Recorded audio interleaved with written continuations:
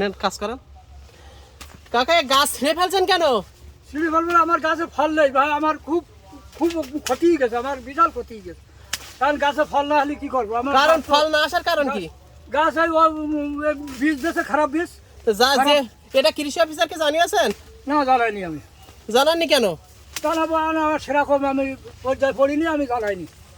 এখন আমার কি করবো? আমার তো সরবরাহ দিচ্ছে আমি, তাহলে গাছ হাইকি তো কত টাকা লস হয়েছে? তা আমার 2 বিঘা বইতে 5 লাখ টাকা খরচ হয়ে গেছে। 5 লাখ টাকা? 5 লাখ টাকা খরচ হয়ে এটা গেছে। কৃষি অফিসারকে জানাইতেন? তো জানাবো, সেরকম আমার তো সে লোক আসেও না আমার এদিকে। আমার তো কৃষি অফিসারকে না জানালে কি আসবে? ও লোক বলছিল, এক সময় বলছিল যে আমি যাবো ওই মাঠে, তা আর আসিনি, ও লোক আসেনি আর জানানি হয়নি।